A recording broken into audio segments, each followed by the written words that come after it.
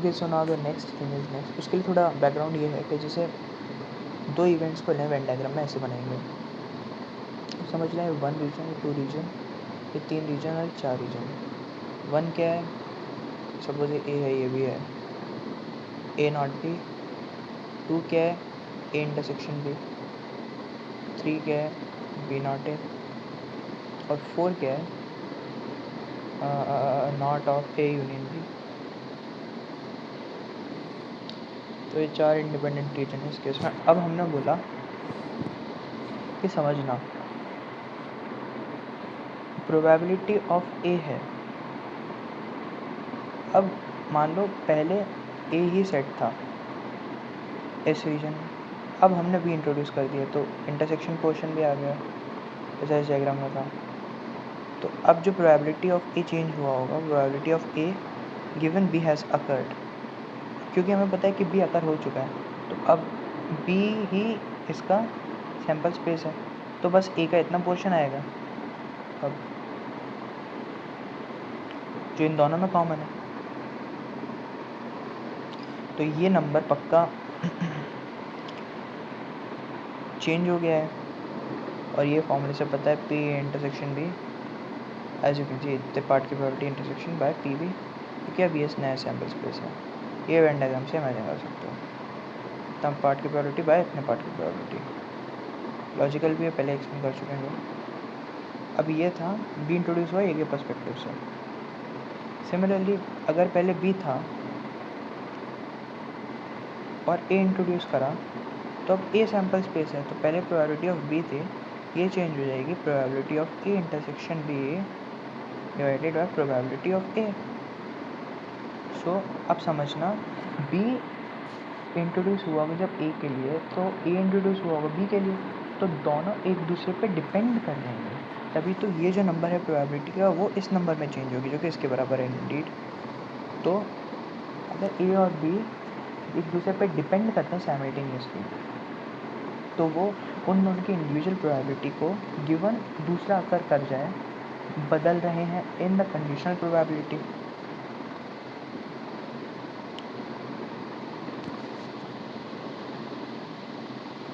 ठीक है,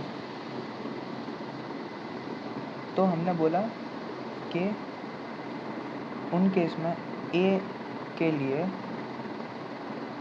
ये है, ये दूसरा नंबर है given B has occurred. Similarly for B also,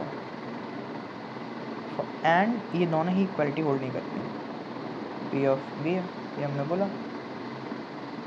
अब व्हाट इफ हमने बोला कि ए और बी साइमल्टेनियसली एक दूसरे पर डिपेंड ना करें, मतलब ए और बी इंडिपेंडेंट हो जाएं, तो एक का होना दूसरे पे कुछ फर्क नहीं डालेगा।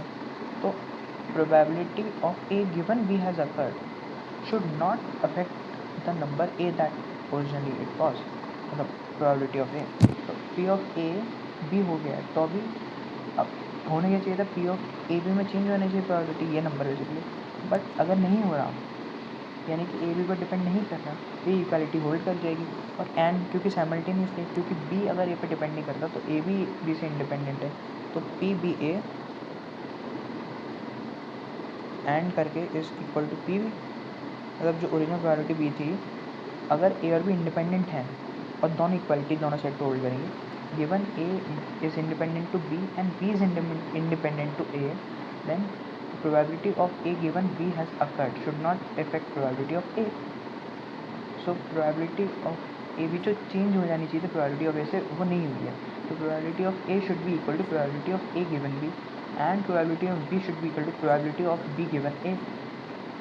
इस केस में A और B इंडिपेंडेंट है, तो इंडिपेंडेंट इवेंट्स की डेफिनेशन है,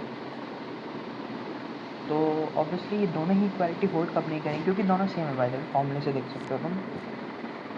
तो इन दोनों इक्वालिटी की जगह ये लिख सकते हो P A times P B is equal to probability of A intersection B. This is the definition for with if implication, this is the definition for A and B being independent. तो obviously ये एक equality है और condition से आती है यहाँ से, और अगर इक्वालिटी होल्ड नहीं करती, तो अगर होल्ड करती है ऑब्वियसली, तो मतलब ये इंडिपेंडेंट है। हाँ, एक की अकरेंस दूसरे को करके डाल दी। तो अगर इक्वलिटी होल्ड करती है तो ए और बी इंडिपेंडेंट है, अगर इक्वलिटी होल्ड नहीं कर रही तो दोनों डिपेंडेंट हैं ऑब्वियसली। ये है बस। फिर हमने बोला कि अगर ए और बी ऐसे हो जाए, डिसजॉइंट हो जाए सेट्स, तो उनका इंटरसेक्शन फाई है। तो अगर ए इंटरसेक्शन बी फाई है, तो ए और बी होगा म्यूचुअली एक्सक्लूसिव। ये दूसरी टर्म है। एक तो हमने बेसिकली सिंपल ये बोला, थोड़ा कंडीशनल प्रायोरिटी वगैरह से एक्सप्लेन करी।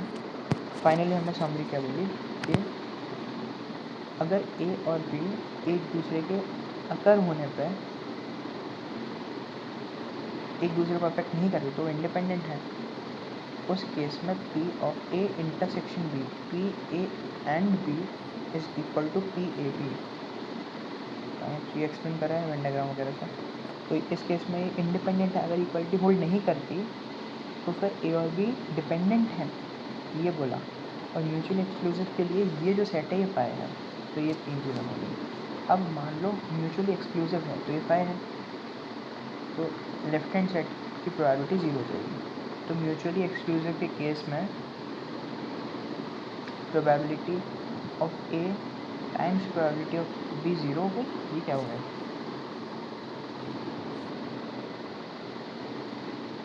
अभी एक चीज़ देखना, तो A intersection B is phi in case of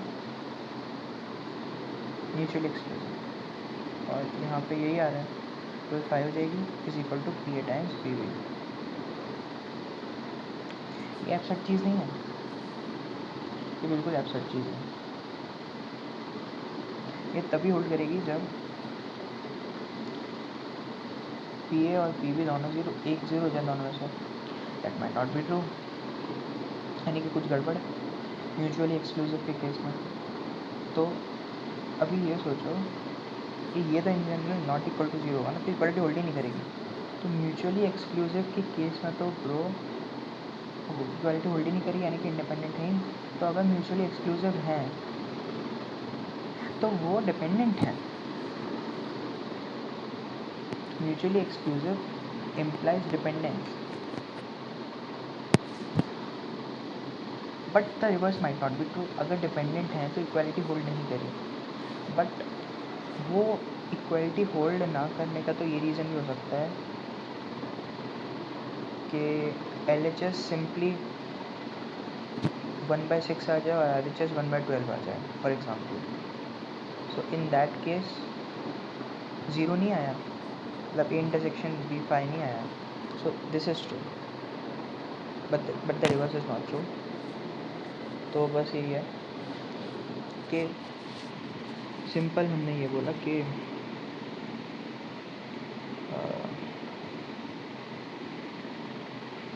क्या बोला, अगर P A intersection B is equal to P A times P B, तो ए और बी इंडिपेंडेंट है। अगर इक्वालिटी होल्ड नहीं करती तो ए और बी डिपेंडेंट है। एक तो ये चीज़ बोली। फिर हमने बोला म्यूचुअली एक्सक्लूसिव का मतलब होता है कि ए इंटरसेक्शन बी फाई है। फिर हमने ये बोला अगर म्यूचुअली एक्सक्लूसिव है अगर तो फिर अगर इस इक्वालिटी में लगाओगे कि ए इंटरसेक्शन बी फाई है तो प्रोबेबिलिटी एल एच एस की 0 आ गई, और probability of A times probability of B general 0 नहीं आएगी, यानी कि इक्वलिटी होल्ड नहीं करेगी। तो यानी कि वो तो केस हो गया डिपेंडेंट। तो mutually exclusive implies dependence, but dependent अगर हैं तो इक्वलिटी होल्ड नहीं करी। बट उसका रीज़न तो ये भी हो सकता है कि एल एच एस कुछ और नंबर आ गया different from R H S. So the reverse implication is not true. That's it.